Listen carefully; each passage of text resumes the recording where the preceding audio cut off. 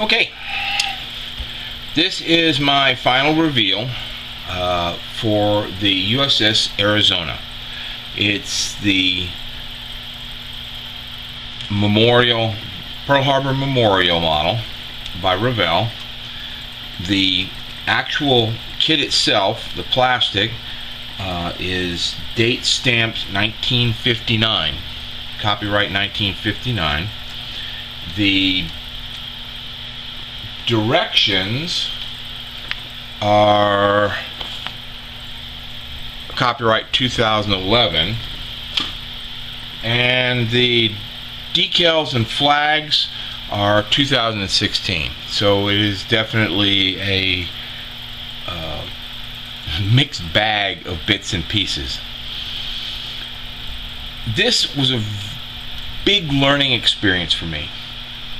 I did a lot of research on the ship, as I do whenever I build a model. I watched documentaries on Pearl Harbor. I learned that it was a single armor-piercing bomb from a high-altitude bomber striking the front magazine and detonating it that was the single fatal blow to the Arizona. I learned that about half, if not maybe a little more, of all the fatalities on that day, American fatalities on that day, died on the Arizona. I also learned that this particular kit is kind of a hodgepodge of eras for the Arizona. The biplanes were probably on it in the 1930s, late 30s maybe.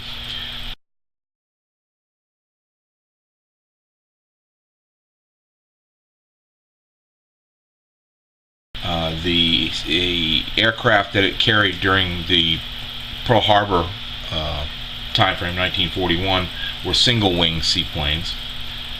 So that's wrong right off the bat from the box and instructions. The rigging itself is, some of it's correct and some of it's not. Some of it's scratch built. I did very little scratch building on this particular kit. I scratch built the two arms that you see on the back of the front conning tower or lookout tower. I'm not sure exactly what the name of it is. What I learned also is that those are correct in accordance with all the photographs that I could find.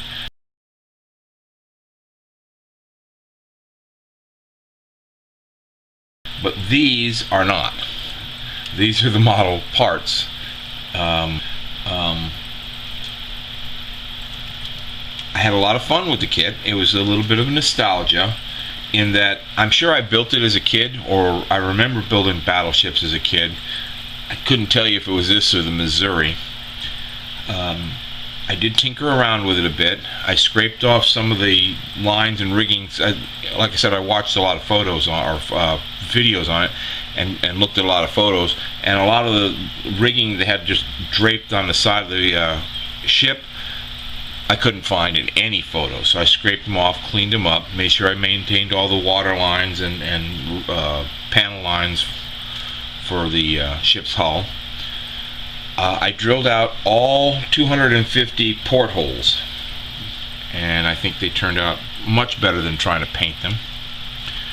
I drilled out the single empty anchor point so that it looks like an anchor would be hanging there given the opportunity.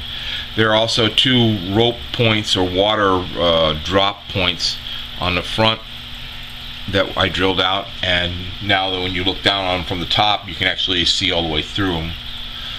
Drilled out all the gun barrels on the main guns and on all the secondary guns, just to give them a little more realistic look.